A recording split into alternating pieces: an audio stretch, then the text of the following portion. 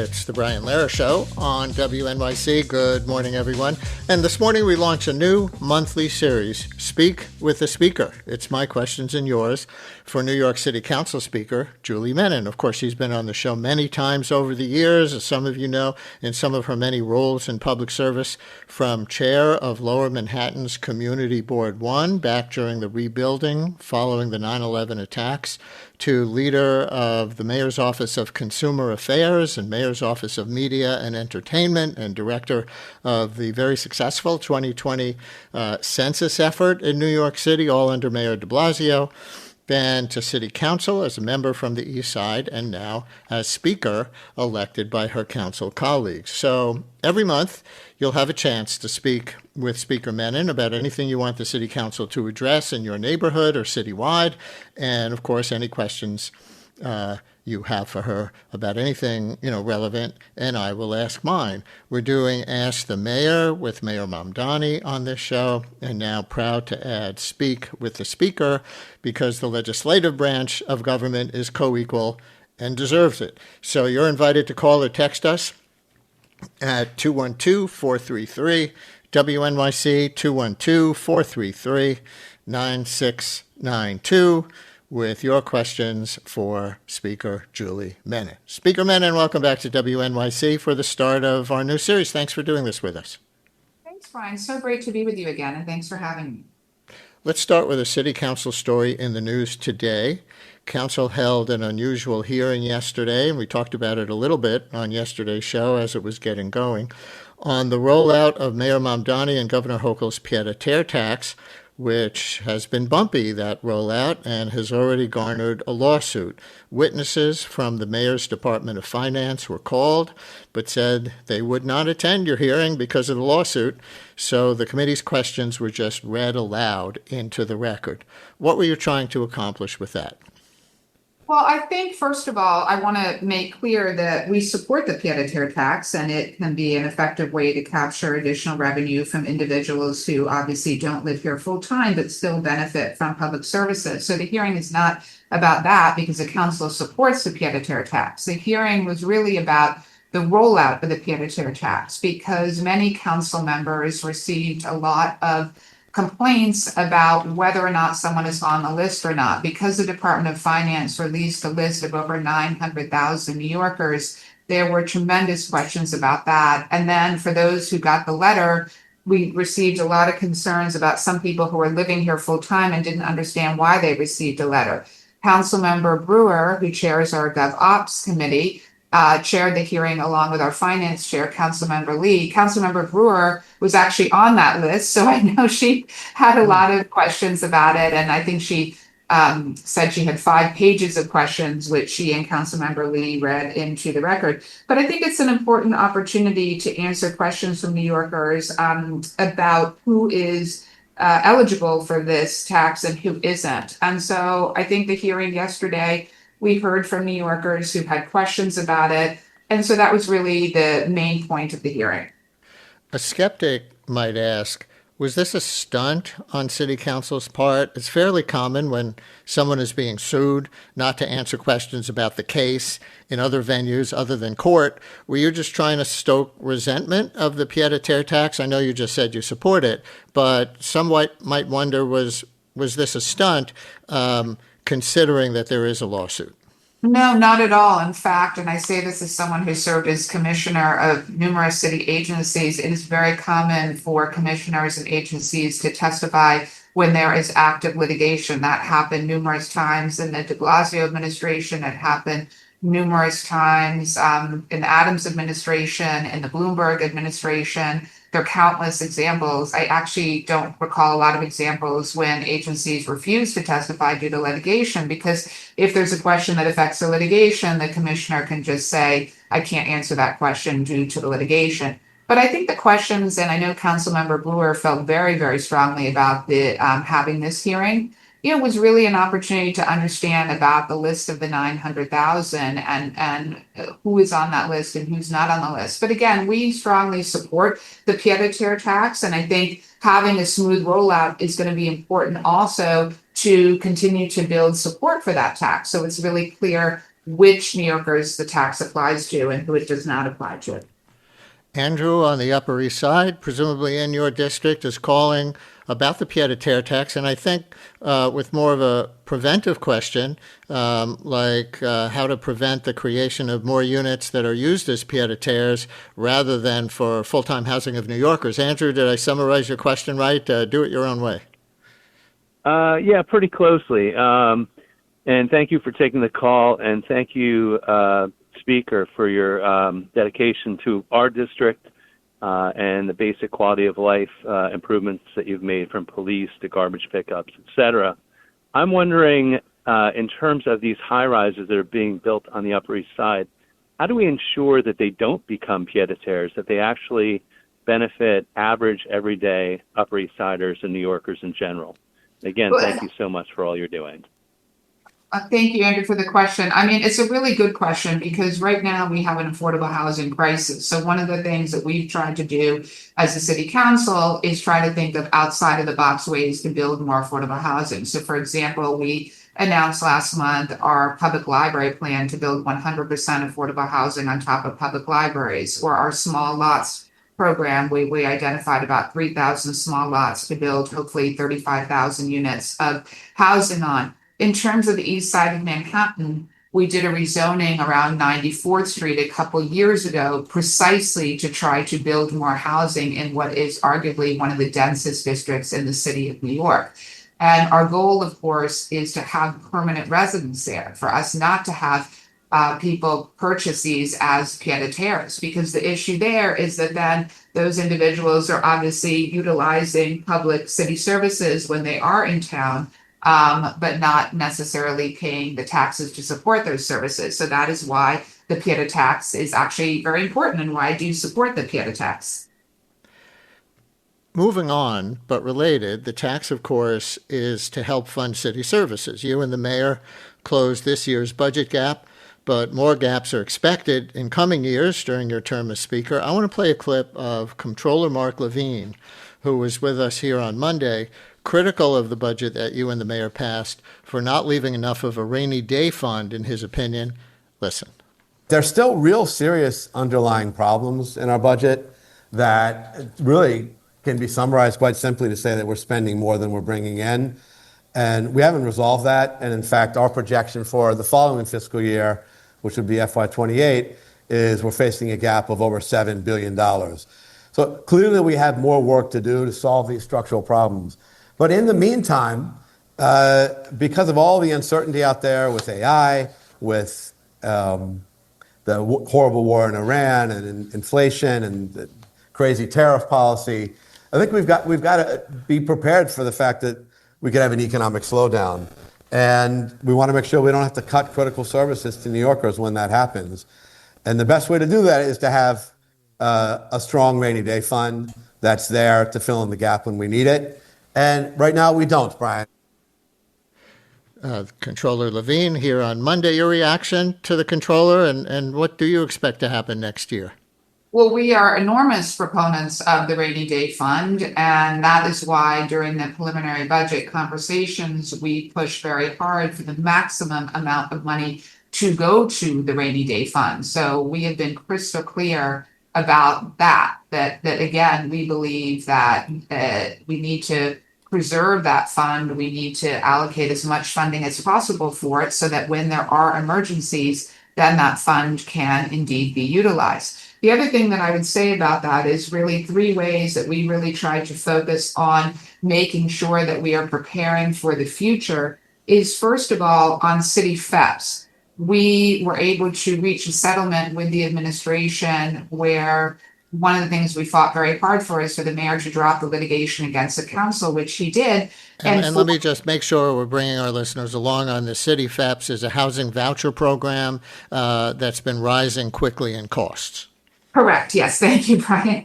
And one of the things as part of the settlement that we reached with the administration is we passed a new city council bill sponsored by Councilmember Fiorina Sanchez, which basically creates really a new voucher system that takes the system from one that is a program of entitlement to one that is subject to appropriations. And that's important, Brian, because we needed to make sure that we make it sustainable for the future, because FEPS was ballooning each and every year in a way that was unsustainable. And we want to make sure, of course, that we're protecting our vulnerable New Yorkers. So passing that bill was one way that we were able to responsibly put the voucher program on a sustainable path. And then the other two things that I would just say in response to the controller's comments are, we need to keep businesses here and we need to attract new businesses to keep our economy strong. And that is something that we are very focused on. I created a new division in the city council in January called Apex, which is focused on really making sure that we keep companies here and that we attract new companies. And so that's something we're focused on. And then lastly, we've really put a focus on DOE contracts. Right now, the Department of Education is the largest city budget. It's approximately $40 billion. Of that approximately $40 billion, $13 billion are on consulting contracts. So since March, I have been pressing for the Department of Education to release those contracts, which they now have done. And so we are analyzing those contracts as part of our oversight responsibility. I do believe we are going to be able to find savings in those contracts that in no way cut services, but that do find sort of duplication of services and ways that we can really save money moving forward. You brought up the education budget at $40 billion a year. About a third of the entire city government budget is for the Department of Education. And there are critics on the right who would go further than you just went in saying what needs to be reformed. They say, look, do the math. There are about 1 million students, a little less than that now, but about 1 million students in the system. So that's about $40,000 per student per year. And there's still so much failure that, some on the right would say we'd be better off giving $40,000 vouchers to every family and letting them find, private schools that would compete for that voucher. What do you say to that kind of critique, or that the system is largely failing, spending so much money per student, but with the reading and math scores, et cetera, that have been in the news even just recently as not that great? The reading and math scores are clearly unacceptable, and it's something that we 100% need to focus on. Right now, we are spending about $40,000 per student, and yet the test scores are not obviously where they need to be. And so that's something that we need to take a critical look at. We also need to take a critical look at, why is the enrollment declining? You're seeing many parents who unfortunately are leaving the public school system. So we need to address that. One way, of course, to address that is to look at, well, what are the reasons why the reading and math scores are so low? The new reading curriculum that was adopted during the Adams administration has a very mixed record. And so we need to take a critical look at that. Do we need to change the literacy curriculum? Why are so many students underperforming on those tests? What do we need to do about that? So we have a lot of work we need to do. I'm really focused right now on a huge cost center at DOE, which is at $13 billion in consulting contracts. I think it is really, really problematic. And so it's something we need to do. We're also, by the way, Brian, focused on the salary of paraprofessionals. Paraprofessionals are helping our most vulnerable students, our special needs students. Right now, you have 1,600 vacancies of paraprofessionals at the DOE, which is unacceptable. The reason we have 1,600 vacancies is largely because the starting salary of paraprofessionals in New York City is $32,000 a year. So, and yet when you look at what the city is spending on Carter cases, when parents are suing the city of New York because they feel their special needs child is not receiving the services that they are entitled to, that Carter case cost is $1.5 billion a year. So the city council recently passed Councilmember Carmen De La Rosa's bill to provide a one-shot payment of $10,000 for paraprofessionals, really to try to raise their pay in a one-shot to try to backfill and fill those 1,600 vacancies to address that crisis. But, in answer to your question, we have a lot of work that we need to do to beef up reading and math scores, because it is 100% unacceptable to see where these scores are at and to see what is happening. You mentioned the paraprofessional pay, and I'll acknowledge that before you brought it up, we received a text thanking you for that. The listener writes, many thanks for Speaker Menin, to Speaker Menin for making the respect check for paraprofessionals a legislative priority. It means so much to so many people, and the listener identifies themselves as an ENL teacher from Sunnyside. So passing along that praise. Listeners, if you're just joining us, this is our inaugural edition of Speak with the Speaker, a monthly call-in with my questions and yours for New York City Council Speaker Julie Menin, in addition to our Ask the Mayor series, which continues with Mayor Mamdani. And Ryan in Greenwich Village is going to bring up another bill that I think you're working on. Ryan, you're on WNYC with Speaker Menin. Hello. Hi, good morning, Brian, and good morning, Speaker Menin. Thank you so much for taking my question and making yourself available. First, really appreciate all the leadership that you've brought to the council and the outreach and the transparency that has come with it. It's certainly noticeable in the district that I live in. My question for you is more about the illegal e-bikes. I know that up in Albany, Priscilla's law is advancing. I was just curious about what some of the legislative initiatives are in the council and kind of where they are in the legislative process and what, we might be able to expect in terms of more safety with respect to regulating illegal e-bikes and illegal motor scooters. Thank you so much. Ryan, can I ask you why you bring it up? Is there a certain set of policies that you would like to see or concerns that you have? Well, certainly, Brian. Yeah, I generally am. I'm disappointed and disheartened every time I read one of the papers or read a news report about a fatality or an accident. I mean, there's been so many of them. Thankfully, I have not been a victim of any sort of injury or accident, but it's certainly come close. I mean, I find the pervasiveness of these bikes just increasing, and I just think it's a general safety concern. As kids were learned to look both ways, but there's been a few close calls. Let's put it that way. Yeah, and I think there was even a story. Speaker, did you see this? I think I'm citing this right. Former Mayor Adams riding a bike the wrong way down a one-way street the other day.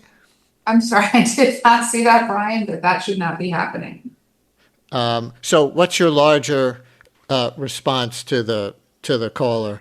We've certainly talked about the proposed e-bike regulation package the council is working on the show. Go ahead and respond to Ryan from Greenwich Village. Ryan, thank you very much for the question. And I agree, we absolutely need to take action on e-bikes, which is why several weeks ago, we announced that we are taking action on e-bikes. We're having a hearing on September 30th that is really focused on enforcement or a lack thereof, that is going to delve into looking at what the various agencies that regulate e-bikes are doing. So we're going to have the Department of Consumer and Worker Protection, DOT, and NYPD all there to talk about enforcement.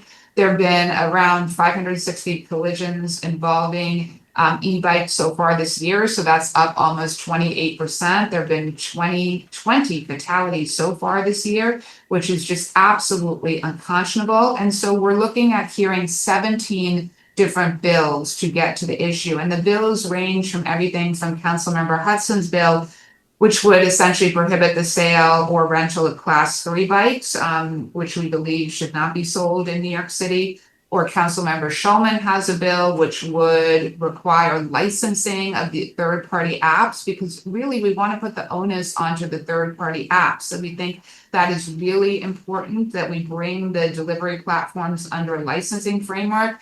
DCWP, the Department of Consumer and Worker Protection, is the agency I used to serve as commissioner of, and licensing is one of the most powerful regulatory tools that we have to bring stronger oversight and enforcement to hold these companies accountable for the safety around these e-bikes. But we have literally 17 different bills, and they really get at the issue in so many different ways. In terms of Priscilla's law, and I spoke about this at the press conference, New Jersey recently passed a state law that focuses on registration. We believe that any kind of registration needs to be handled at the state level, which we think is important. In terms of Priscilla's law, that would be a state issue that should be handled by the DMV. And so we're trying to utilize all the different tools in our city toolbox to try to get to this issue. By the way, just to be fair, I am not finding right now, as I was searching during that answer, um, anything about Adams going the wrong way on a bike recently. Maybe it was a deep fake because I did see it the other day online, but you can't believe everything you see online. Follow-up question, though. There's a critical New York Post article just within the last day or two that notes that PACs funded by Uber and DoorDash, which oppose e-bike registration, spent around $170,000 in support of your reelection. And I understand you have dropped, or the article says you have dropped that aspect of the City Council's e-bike package, the part that would require registration of e-bikes. So can you confirm that, and why your change of heart, and what's your response to the implication of the Post article? Well, thank you, Brian, for that question. It's actually totally false. We didn't drop it at all. It is Resolution 44, sponsored by Councilmember Brewer, which basically calls for registration of commercial bikes at the state level. So that is still part of the package that we're doing. So I don't really understand that article because that is not correct. We are hearing that resolution. And I believe that resolution will pass the council because it basically calls on the state to do registration of the commercial bikes. I'd also mention, Brian, that any kind of donations that are done through independent expenditures are never coordinated with a candidate. So that is something that obviously I would have no involvement in. But actually, interestingly, Though they found it in their interest to independently support your candidacy for some reason. So what do you think they want from you? Well, I don't think they were successful because, on the contrary, we're doing Councilmember Shulman's bill, which we're hearing, which actually would license them. So we're coming down very hard on a licensing scheme on the third-party app. So it's actually something I believe very strongly in, and I've been talking about for a long time that the third-party app should be licensed. And so I am confident that we are going to get Councilmember Shulman's bill through. I think a lot of members are going to support that because the onus 100% has to be on whether it's Uber Eats or DoorDash or any of these third-party apps. They have to take responsibility. So on the contrary, we're actually coming down very hard on those apps. All right. Well, I think you might have just made some news in saying that the registration provision is still being considered. Chris in Manhattan, though, I think has a different point of view on this topic. Chris, you're on WNYC with Speaker Julie Menin. Hello. Hi, good morning. Can you hear me? Yep, we got you. Hi. So I just wanted to ask, since the launch of this e-bike regulation blitz and campaign, a New Yorker has died in every single borough from being hit by a car. And I also want to push back on the 550 collision figure because most of those, and most of the 20 injuries and deaths that were mentioned by the speaker, involved cars, where an e-bike rider was hit by a car. So I just want to know what the council's plans are to address that, especially in the wake of NYPD, sort of slowing down their traffic enforcement. Well, first of all, thank you so much for that question. And I absolutely agree with you that we need to do a lot more to make sure that we are addressing the issues around cars. That is actually why the city council, through home rule, passed the home rules to increase the speed cameras all around the city of New York. That's something that we passed because we believe there needs to be more enforcement around cars that are speeding. And so now, thanks to our home rules, you are seeing that in action. And you're seeing these speed cameras really all throughout New York City because of the action that the city council took. We have a related text that says, Speaker lists fatality numbers as if the riders killed others, when in fact almost all those deaths were caused either in solo crashes or killed by car drivers. So, fair enough critique? Look, we have to do more around cars, in terms of Vision Zero. And again, we've done the speed cameras and we're open to doing more. So it's absolutely critical that we address this issue around fatalities and injuries that are caused by cars. That's something I absolutely agree.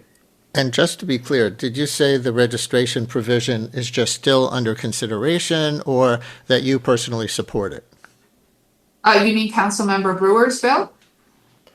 The registration aspect that The the Post registration. had brought up. Councilmember Brewer's resolution calls on the state to do registration for commercial e-bikes. And so I do support that, and that is part of the 17 bill package that we are hearing on September 30th. And that is something that I support.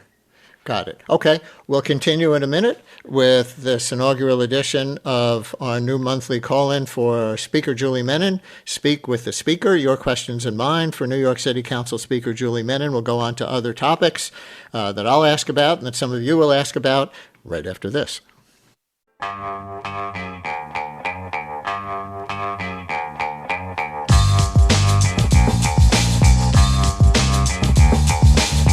Brian Lehrer on WNYC. It's episode 1 of our new monthly Speak with the Speaker.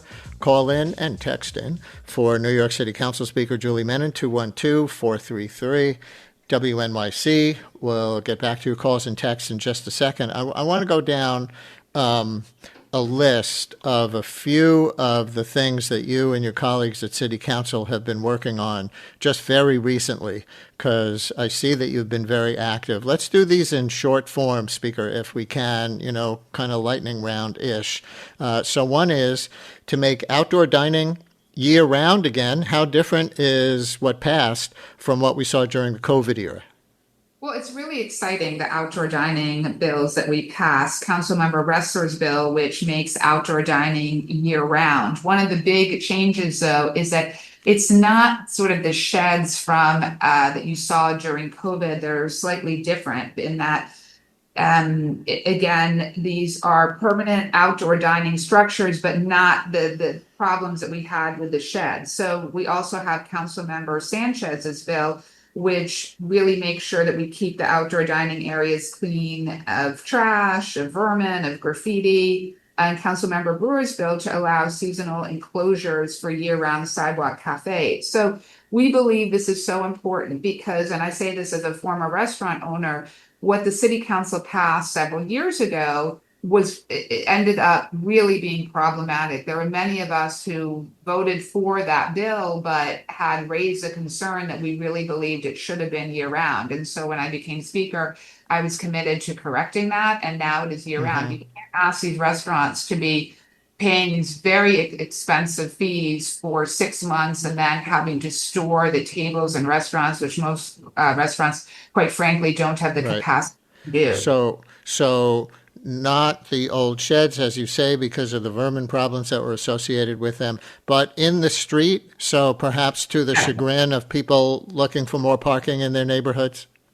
It is in the street. There's still in the street, the roadway and the sidewalk cafe, but we really tried to balance the equities here. So we heard from many about the quality of life issues that they had with the old sheds, and that's why we passed this whole package of bills that also deals with some of the sanitation and quality of life issues. Another bill? It's movable. So that's the other thing. I mean, these are removable structures. Movable. Yes. Another bill is aimed at getting people to pick up after their dogs or do a better job, since we've had pooper scooper laws on the books since the 70s. So what's new on that now from City Council? Well, there are a number of new bills on that. I had a bill that requires the waste dispenser bags to be affixed to over 1,200 litter baskets. We had Councilmember Hanif has a bill that requires a public education campaign to inform people about dog waste. Councilmember Epstein has a bill that requires a pilot program for composting dog waste. And then Councilmember Narcisse had a bill about signs at the entrances of parks about the rules that prohibit leaving dog waste, in the park and the penalties associated for the violation. Because we know that the dog waste complaints are way up. They're about 35% in terms of complaints compared to the same period last year. And so we want to make sure that people understand, that there's their responsibility to pick up after their dog. All right. And one more in this set. You also passed legislation to create an Office of Insurance Affordability. This has been a priority of yours, I think. What kind of insurance and what can these bills do to make insurance more affordable?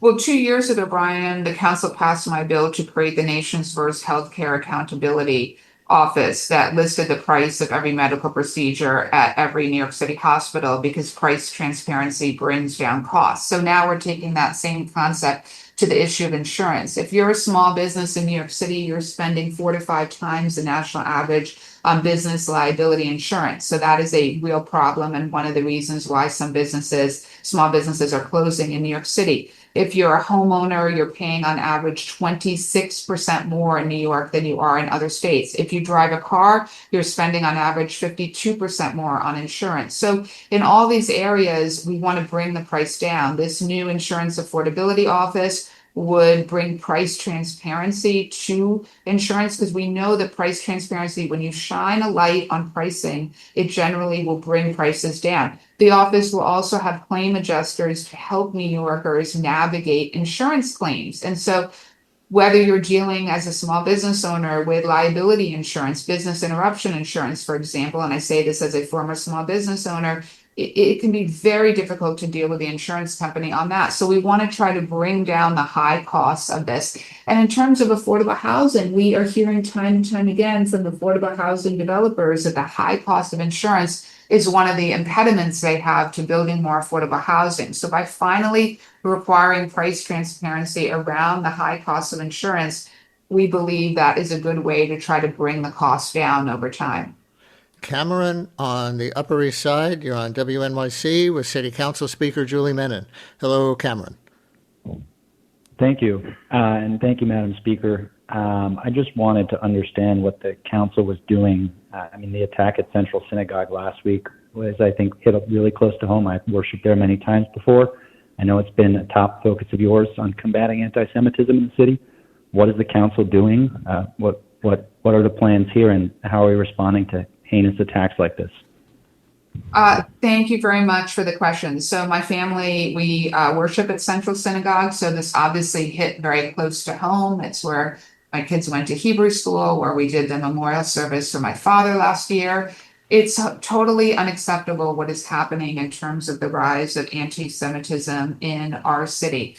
The council passed our package of bills to our 5-point plan to combat anti-Semitism, which included our buffer zone bill to protect all houses of worship, our bill to create a hotline, a dedicated hotline to report anti-Semitic incidents, a bill to provide security for houses of worship that do not have the budget to provide security. Look, you've got synagogues, Central Synagogue being one of them, that are spending multi-million-dollar budget on security. But many houses of worship, of course, do not have the ability to do just that. So now the council passed that bill. And then lastly, we passed an initiative to disseminate $1.25 million of council funds to the Museum of Jewish Heritage to bring 8th grade students to the Holocaust exhibition at the Museum of Jewish Heritage in Battery Park City, because studies were showing that 34% of young people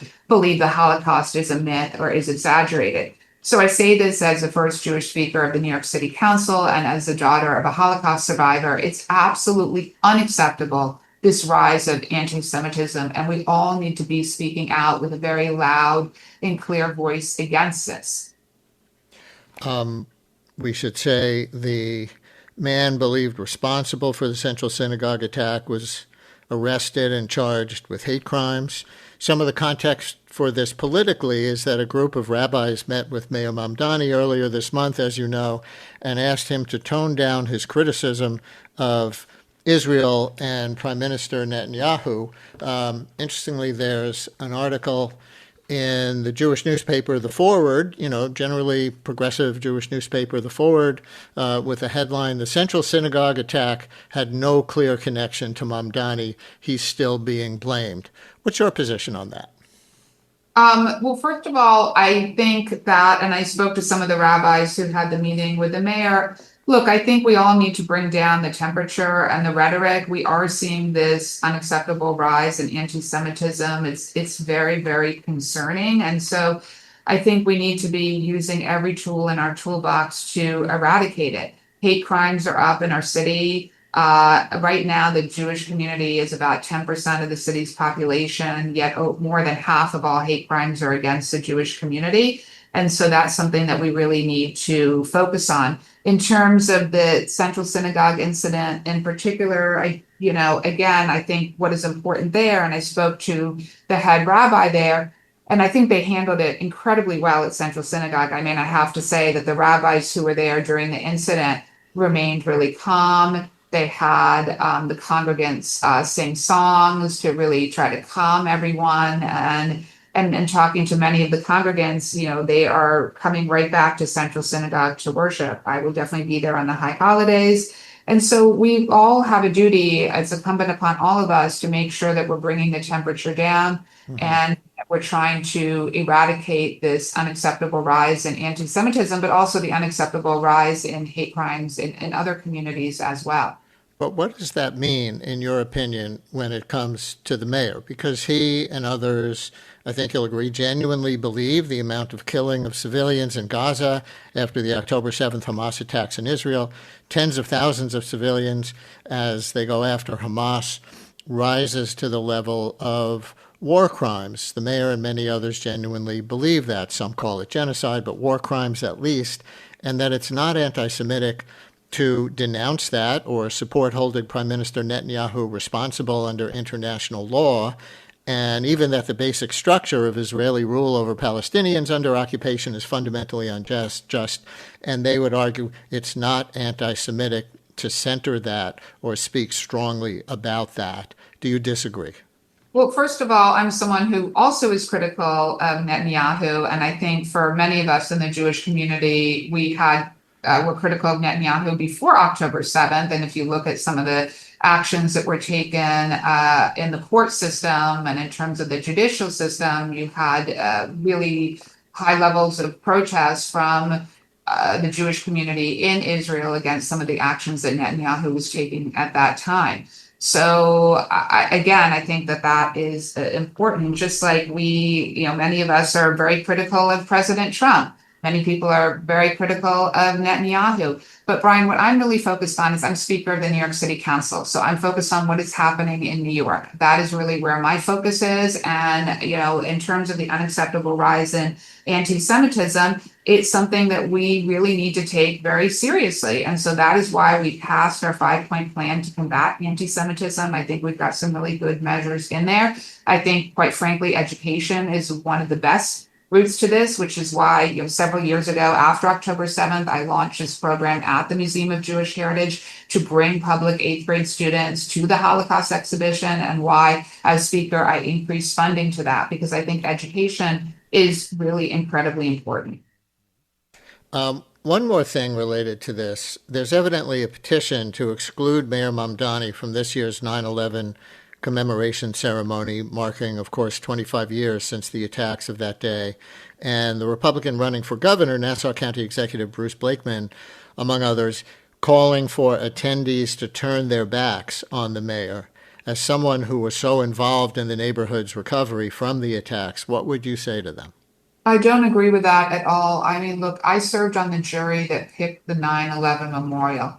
I have served since the beginning. I served on the 9/11 Memorial Board and Foundation since it was first created, and I served as the 7-year chair of Community Board 1. I've been involved for so many years in what happened at Ground Zero. I think that is absolutely inappropriate. And one of the things that the Memorial Museum, one of the things that we did is we made sure that there was no politicization of the events of 9/11 when we are honoring those lives that were lost. So, for example, and I've been every year to the memorial on September 11th, you have the reading of the names from the family members. You don't have political speeches. I think Mayor Bloomberg made a terrific decision in making sure that there were not political speeches, because again, it shouldn't be politicized. So those that are trying to politicize this, what is happening on the 25th anniversary, I think that is unfortunate. Another listener question on another topic, this one in a text. Listener writes, I'd like to ask the speaker about the proposed ban on facial recognition in public accommodations. This pertains to some things that have been the news about what Madison Square Garden is doing, for example. The listener writes, I think it's outrageous that businesses are doing this and would like the city to put a stop to it. Your response to that listener. Yeah, thank you for the question. Councilmember Shahana Hanif has a bill called Ban the Scan that is focused on that issue. It's focused on the issue of facial recognition technology. And so that bill is going through the legislative process right now. So your question is very timely. All right. Let's see. Another one I had on text, but too many texts are coming in, and this isn't on my screen anymore. So I'll ask you this as we start to run out of time. One more thing that the City Council did just recently that probably a lot of people will like, and it's too late for this year, but I see that August 2nd will now be James Baldwin Day in New York City. What do you hope that will mean for his legacy? Well, I think that this is really an important resolution passed by Councilmember Crystal Hudson, declaring August 2nd as James Baldwin Day, really to honor his legacy. I mean, he was a groundbreaking novelist, he was a playwright, he was a poet, he was a civil rights activist, he was certainly a Harlem icon. And so making sure the incredible contributions and his legacy lives on, I think that is important. So yes, we passed that at our, I believe it was August 13th at our stated meeting, we passed that. And so that declares August 2nd as James Baldwin Day in the city of New York. Will there be activities associated with it? So it's more than just symbolic and for people who already maybe know something about Baldwin's legacy? Well, absolutely. I think one of the things that when the city council does pass resolutions like that, it's then an opportunity to partner with cultural and civic organizations, with community boards. So certainly Community Board 10 in Harlem, it really gives an opportunity to partner with organizations on events that then can happen throughout the year. So that next August 2nd would be then the first day that it will be done, but it allows that year to happen where we can partner very closely with different organizations across the city to make sure that James Baldwin's legacy is being properly honored. And there we leave it for episode 1 of our new monthly series, Speak with the Speaker. Thank you so much, City Council Speaker Julie Menin. Talk to you in September. Thank you, Brian, so much for having me. Pleasure to be with you. Brian Lehrer on WNYC. Much more to come.